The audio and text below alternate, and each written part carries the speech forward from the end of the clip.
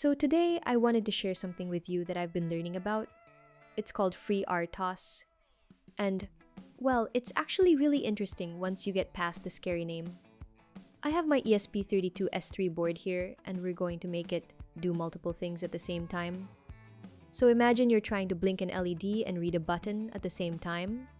Usually your microcontroller does one thing, then another, like a to-do list. It goes from one line of the code to the next line in sequence. But FreeRTOS, oh, that stands for Free Real-Time Operating System, by the way. It lets your ESP32 handle multiple tasks at once. Well, not exactly at once, but it switches between them so fast it feels like it's doing everything together. Think of it like when you're working and also keeping your eye on your farm animals. You're switching your attention really quickly. Let's try another example. Let's say you're driving a car and your code is on this line. A sheep steps in front of your car. You press the brake. Your code is on this line, whereas the check brake function is on top. Your code will have to run through the entire set of instructions before going back to the check brake function. By that time, the car will hit the sheep. So we need a way to call check brake function all the time. That's what FreeRTOS is for. It can help you execute a command no matter where you are in the code. The ESP32S3 is, well, it's really nice for this because it has two cores, two tiny brains inside one chip. FreeRTOS comes built in with the ESP32, so we don't have to install anything extra. It's already there waiting for us to use it, which is kind of nice, actually. The S3 can run one task on one core and another task on the other core, or it can run many tasks and share them between cores. It's pretty flexible, okay? So we've set up a simple circuit here. There's an LED connected to pin 3 and a button on pin 4. We're going to create two tasks. One task will blink this LED, another task will check if the button is pressed. They'll both run at the same time. Well, sort of at the same time. Let me show you the code. In FreeRTOS, we create something called tasks. Each task is just a function that runs forever. See that vtask delay? That's how we tell FreeRTOS to pause this task and let other tasks run. And here's our button checking task. It just keeps checking the button over and over.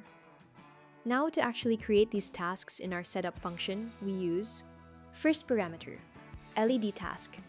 This is your task function, the code that will execute repeatedly. It contains the actual work you want done. Second parameter, task. This is the task name, a simple text label for identification and debugging purposes. Third parameter, 2048. This is the stack size in bytes, the memory allocated for this task's local variables and operations. Fourth parameter, null. These are task parameters. Null means we're not passing any data. You can pass configuration values or data here if needed. Fifth parameter, 1. This is the priority level. Higher numbers get more CPU attention. Critical tasks get higher priority numbers. Sixth parameter, ampersand LED task handle. This is a task handle, a reference pointer so you can control or monitor this task later in your code. Seventh parameter, 0. This specifies which CPU core to run on. 0 means core 0, 1 would mean core 1. This pins the task to a specific processor core. In summary, this function creates an independent task with its own memory, priority, and core assignment, allowing true parallel execution. So when we upload this, you can see the LED is blinking on its own, and when I press the button, see, it still detects it and prints to the serial monitor. The LED doesn't stop blinking. Both tasks are running together.